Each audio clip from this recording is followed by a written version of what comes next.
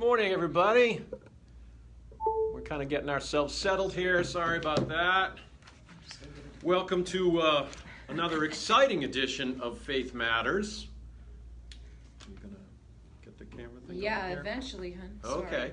We're just kind of getting ourselves squared away. Hit the button. We've been here since 8:15. You'd think we'd be better prepared, but we're not. It's just how it works. Yes, excellent. Okay. Now you're ready. Now we're ready. Okay, well, good morning, everybody. Hey, Ryan, Carol, hey, Beth, Bill. Okay, we got people starting to pop on here. Good to see you all. So, this morning we have a very interesting gospel passage, and we were just chatting with Kathy Steinbrenner, our music director, who, if you don't know it, you probably instinctively get it, that she goes through a very involved and elaborate process as she picks music. She reads through the scriptures for the day and really makes sure that the scriptures and the music just tie so beautifully together, and that is especially the case today, where we're talking about Peter and being the rock that the church is built upon. And then I had to kind of burst her bubble by telling her that, yeah, I'm not preaching on that. I'm not even mentioning the gospel in the sermon. Sorry. But the music and the gospel are lovely this morning, so they're going to go quite well together. That's the plan, anyway. That is the plan. That is the plan, yes. Well, maybe that'll be enough on the theme, and this is just right. It could be. It could be. And so, since the gospel's not going to feature in the sermon, I'm really excited to see how Faith Matters develops today. I know we have a lot of great biblical scholars out there, and so I'm curious what you hear in this morning's gospel from Matthew. Without any further ado, let's dig in. When Jesus came into the district of Caesarea Philippi, he asked his disciples, "Who do people say that the Son of Man is?" And they said, "Some say John the Baptist, but others Elijah, and still others Jeremiah or one of the prophets." He said to them, "But who do you say that I am?" Simon Peter answered, "You are the Messiah, the Son of the living God." And Jesus answered him, "Blessed are you, Simon, son of Jonah, for flesh and blood has not revealed this to you, but my Father in heaven. And I tell you, you are Peter, and on this rock I will build my church, and the gates of Hades will not prevail against it. I will give you the keys of the kingdom of heaven, and whatever you bind on earth will be bound in heaven, and whatever you loose on earth will be loosed in heaven." Then he sternly ordered the disciples not to tell anyone that he was the Messiah.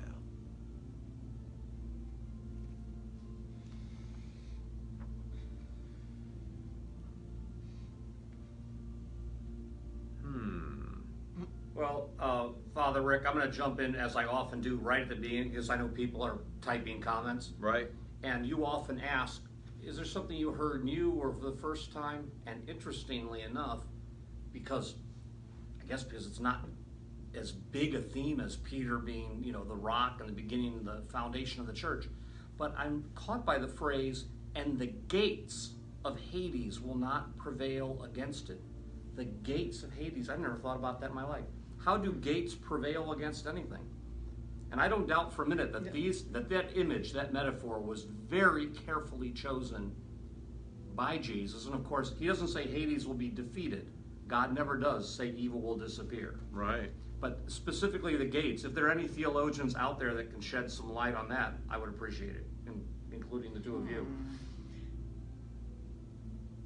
Well, gates serve two purposes. They serve to keep things out from coming inside, but they also serve to keep things trapped inside.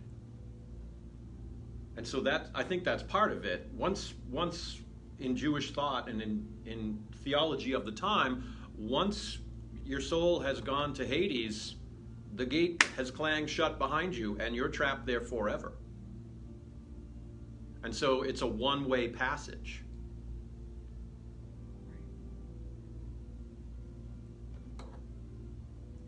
Yeah, because Jesus went down when he died, right, into Hades. So he went through the gates and what? Jesus took people out, broke or came the back gates, out through the and gate. and he redeemed Right, everyone who shouldn't have been there in the first place. So that's part of it. That's one of the things Jesus did during the 3 days between Good Friday and the resurrection. So cool. Yeah, and the keys of the kingdom, what you then loose on earth will be loosed, and what is bound remains bound. There's really a ongoing theme here about captivity versus being released from captivity. Mm. Right. And that interface between good and evil. Mm-hmm. And you need the keys to open the gate. Yep. Well, keys go in the gate, right? If it's locked. Right. So there's that. Yeah. Well, he gets the keys to the kingdom of heaven, which means there's probably a gate at heaven, right? The pearly gates. We've heard this before, right? But there's also a gate at hell. So it's like they are two separate worlds. They're like gated communities in Summerlin, I guess, folks. And you have to have the passcode or the key to get into one or the other. But it's interesting where one of them is the place we want to go to, and so we're interested in going one way through that gate. The other is really intended to essentially keep the bad people there. And yet, Peter is going to have the ability to do both. And Jesus ultimately is the one who does both. Right. Cool. Yeah, Rachel reminds us that once again we have Jesus saying, well, yeah, I am the Messiah, but shh. Don't tell. Don't tell anybody. Right. Don't tell anybody. Does that frustrate anybody else in the Gospels? It really does frustrate me. It just seems like, dude, when is the time? Right. You keep sort of teasing us with, well, yes, but don't. Well, yes, but shh, Jonah, shh. Gets a little frustrating. Right. But maybe that's just me. No, that's what I noticed the first time on this, is the ending. Don't tell anybody. After he just, shouted out Peter for finding out, he's the Messiah. Right. Like, he totally named him and said, yep, you're right, but don't tell anybody, even though he just That's told you you're right. Yeah. Well, I don't want to suggest that this is the sole explanation, but a partial way of approaching messianic secrecy. Mm-hmm. And of course, it's not only about being the Messiah, but Jesus issues the same warnings to the disciples and others, telling them don't discuss the healing either. Mm-hmm. And there's an element of, we've all heard, every writer, every screenwriter knows the expression, show, don't tell. And I think that's a partial explanation of this. That Jesus knows if all these thousands of people just said, withered hand, don't be withered, and bang, right in front of their face, or the blind man saw, that's more than enough. We don't need to talk about it in addition. Right. Just the showing is sufficient. The telling would be redundant and diluting. But also, didn't people just not do what Jesus said? When they were healed, they ran out and told people. Pretty much, yeah. Like, Loudly in some cases. Right. Almost shouting. Everybody So didn't. Yeah, they just took It's almost off. like the contradictory. He knows people are gonna not do what he tells them because it's like, ooh, I'm gonna go out and do it anyway, or Right. whatever. And it seems like the only can't- ones who don't tell anybody are the people that he doesn't swear to secrecy. Remember when he healed the 10 lepers? And he said, go show the priests and you're restored to life. And 10 of them took off. One came back to say thank you. The other 9 just, they were gone. Yeah. And they didn't run around telling everybody. But yeah, the people that he says, okay, now I healed you, but don't tell anybody, they all start to proclaim it loudly. Right. Huh. Interestingly, even the demons that he casts out, they start to say, oh, what have you to do with me, Son of the Most High? And he's like, shh, don't tell anybody. And he casts them out. Again, at risk of, I don't mean this as a complete explanation, but it has been suggested, I think there's some truth to the idea, that Jesus is more Eastern than the world he lives in. That Jesus is more, to use words that people understand, Jesus is more Zen than the average child of Israel. Thank you for that visual. I mean, we're on camera here. You got to do something for the folks. Show us Zen again, please. So great. It's like, And also, I think it's not that Jesus fails when he says, don't go tell anybody, and then they tell. He has then shown in the story that here we are talking about 2,000 years later, we're talking about the friction between showing and telling and what we might learn from that. I mean, another example of the same thing is that in the case of the woman he saves from being stoned, the adulterer caught in the act, but who's brought now to trial without the male she was adultering with, he says to her, go and sin no more. Now, have you ever met a person that goes and sins no more? I haven't. So there's Maybe not that. There's an element of hyperbole. Yeah, but maybe not that sin. Right. But still, the invitation is beautiful to amend life for the better. Try to sin no more. Try to not lie, cheat, steal, I hear you. defraud, bear false witness, or kill. Aim high, knowing that we will still fail.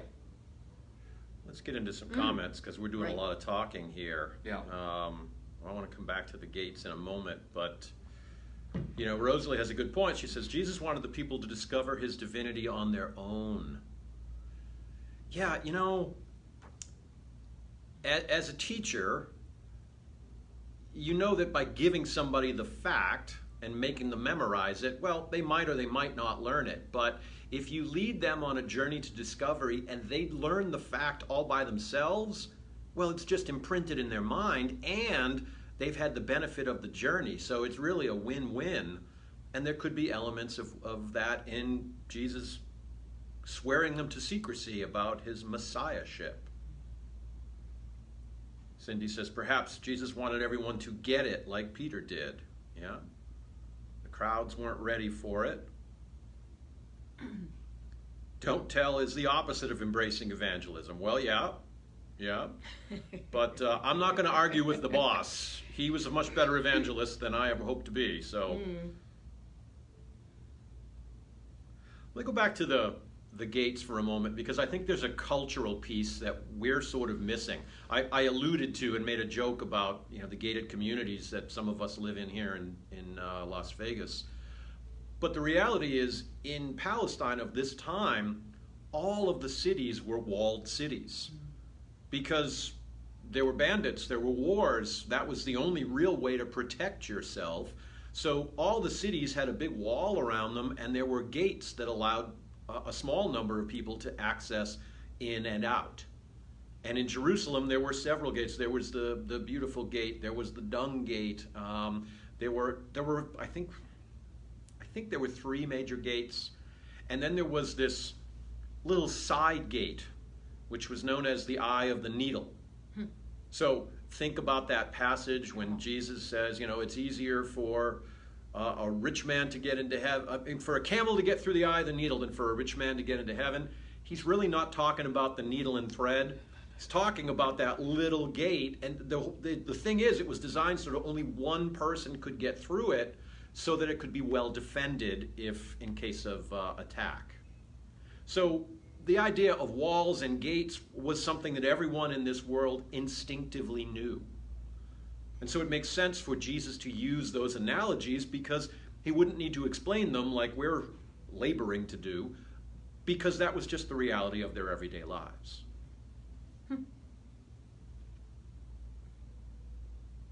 Right. I also like the rock analogy because you want to make sure your foundation is pretty dang strong when you're building your city or whatever. You know, you don't want to build it on sand, whatever, marshland. You want to build it on the hardest thing you can, rock. So that's why he said build on a rock. He does a lot of, That's right. I got to take off. You got to go do your thing, right? Everybody. Rosalie says, the teacher's rule, Well. Tell me and I forget, show me and I remember, involve me and I learn. Yeah. And that's why Jesus was the ultimate teacher.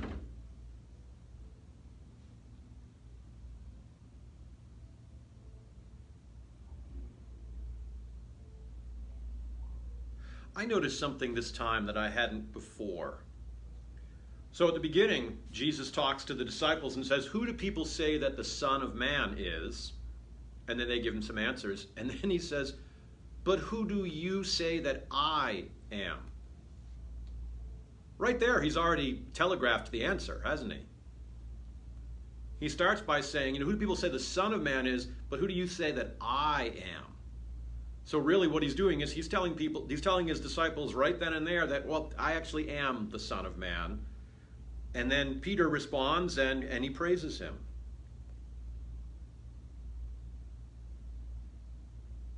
You're right, that is a strange phraseology, isn't it?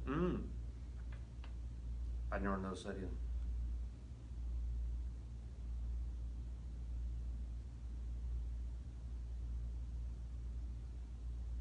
And here in these 3 sentences, Peter has 3 different names. Oh, 2 actually. Yeah, Simon Peter, Cephas is around here somewhere, because, we have to have multiple names just to make things complicated. Maybe is that in the Mark and this is the Matthew? Yeah, probably. But even just in the Matthewan, Simon, son of Jonah, it's like the more different names we can name the same person, the better. And he employs that strategy for himself as Son of Man and also for Peter. That might be something culturally we don't get, that more names is good. It's kind of like a Russian novel, right? Brothers Karamazov, everybody's got 13 names.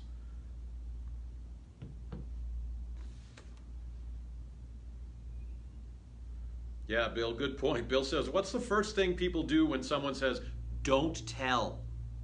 Right. They run right out and they tell everybody.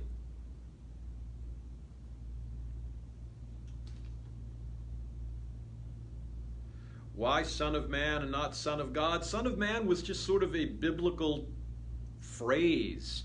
It's baked into a lot of it. So, Jesus, despite being a carpenter's son, was very well versed in Scripture and knew that to be the Messiah, there were a whole lot of touch points that had to be fulfilled. Being the Son of Man, answering the Old Testament approaches, was one of them. Yeah, it's not only a term from the prophets, but it's in a psalm or 2, isn't it? Or am I misremembering? No, it's there.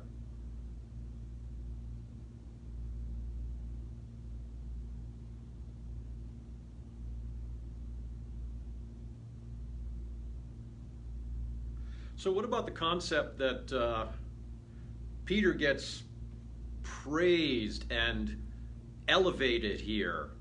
And boy, it certainly seems like Peter's the leader of the disciples now, because boy, he gets it.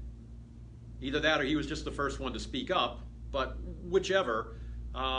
Peter's really strong and powerful at this point. Does that comport well with what we know of Peter throughout the rest of the Gospels?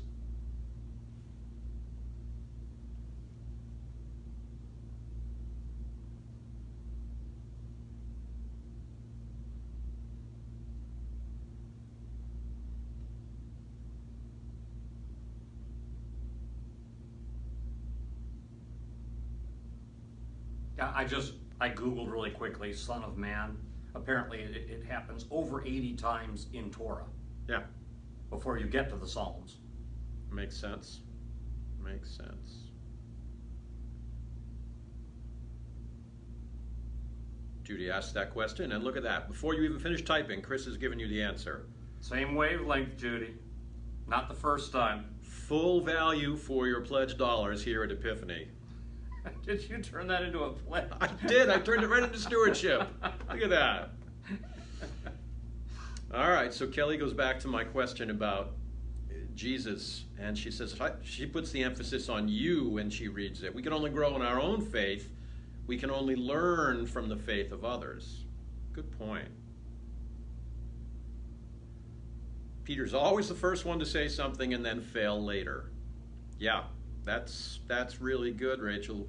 And I will give you a little glimpse of coming attractions. I did not look at next week's gospel, so I might be trampling on something we're going to talk about. But in the next paragraph in the gospel, we have Jesus now going on to tell the disciples, okay, so now that you know I am the Messiah, I'm going to have to go to Jerusalem, be handed over to the scribes and the Pharisees, and be killed. And Peter's like, God, no, you can't do that. God forbid that happen. And Jesus, who has just called him the rock of the faith, says, get thee behind me, Satan. And that all happens in the space of about 5 sentences. So, poor old Peter, he's on a constant roller coaster ride, isn't he? But maybe there's something to that. Maybe there's a lesson there for us. Just when we think we really get it, we go back down into the trough again, and then we start back up, and I don't know, you tell me. No matter how spiritually evolved we get, we never get to a point where we're just totally relaxed about somebody dying. And the gospel story shows that beautifully with Lazarus. Even Jesus, who we know has the power to raise him from the dead, still cries first. And you've heard that old idea that the Greek word is actually sobs. Mm-hmm. Yeah, like Jesus uncontrollably. Wept. Jesus wept is the kind where stuff comes out of your nose and eyes. Right. Yet, he's Jesus. And so and he knows he's going to raise him. Peter adores Jesus, and to find out literally, especially after all these nice pats on the back, oh, by the way, I'm going to die too. A hideous, horrible, painful death. No. What can love do but resist? Right. And so that rebuke is for Peter, but in some ways it's also for us. That's what makes Peter courageous. He risks failure. Oh yeah, this is the guy who said, Lord, if it's really you, command me to step out of the boat onto the water. Excuse me? Are you kidding? None of the other disciples said that. I've said it before, I'll say it again. If Peter didn't exist, we would have had to make him up just to give us a point of approach.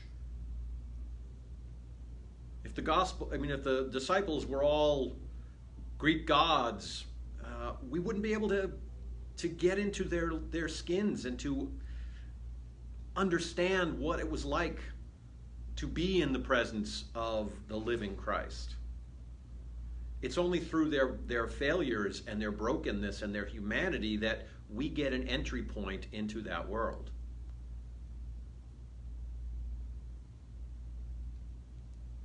You know, it's interesting. Is this too big a stretch or a segue that, as you know, and I hope most of you know too, Peter is said to be the first bishop. And apostolic succession, the laying on of hands of bishop to everybody confirmed, initiates with Peter as the rock of the church. Mm-hmm. And at the risk of sounding a little rhetorical, I sometimes wonder how Peter-like are bishops in the church now. Without sounding critical, it strikes me as rare. They're not risk takers, which is the theme of most of our commenters right now. You know what? I think it depends upon the bishop. Mm-hmm. Let's take the most famous one, Pope Francis. He literally sits on the throne of St. Peter. And while not in our faith tradition, we certainly recognize him as a bishop.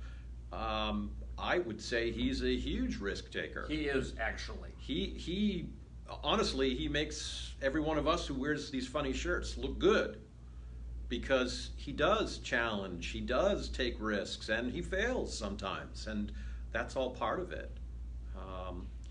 Yeah, there are all types of bishops, just like there are all types of people. Some are courageous risk takers, others are, content to be administrators.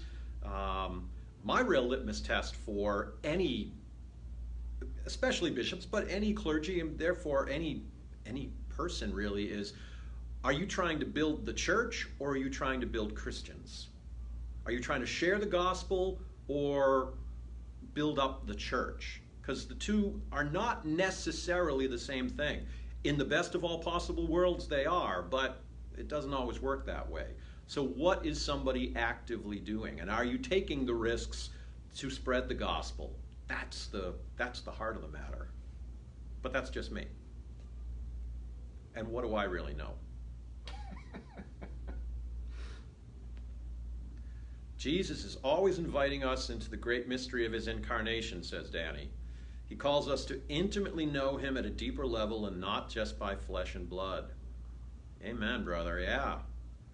Yeah, and that's really the interesting challenge for the disciples, because we look through the lens of history and 2,000 years of Christian experience, and we now interpret what the disciples were doing. They didn't have that opportunity. They were living the flesh and blood reality of Jesus the man. And yet, with the dawning comprehension that Jesus the man was also Jesus the Lord. And so part of me is really jealous of the experience they had. Part of me sort of pities them not having the lens of history like we do to look through.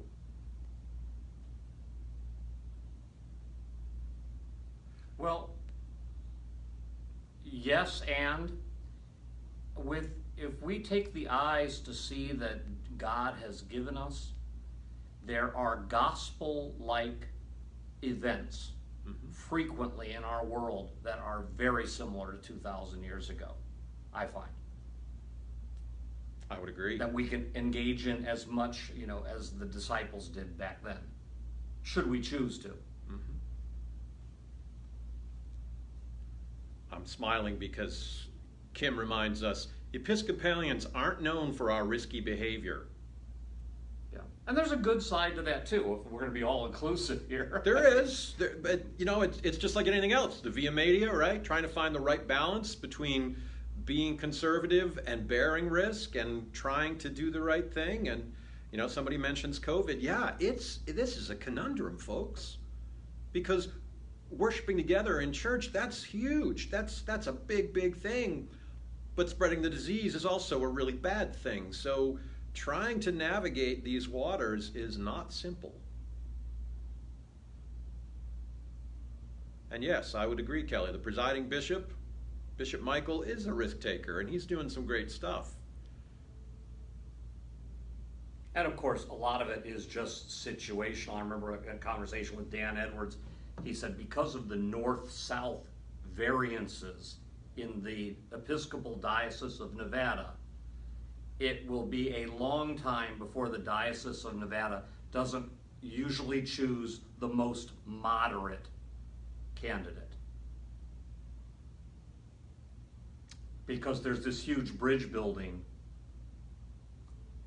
between very different, Reno, Vegas being one thing, and everybody else being something else. There are a lot of different flavors in the Diocese of Nevada. That's true. That is very true. Okay, folks, we are running into our deadline here. Interesting commentaries this morning. Via media, yes, that is in fact correct. Trying to find that middle balance.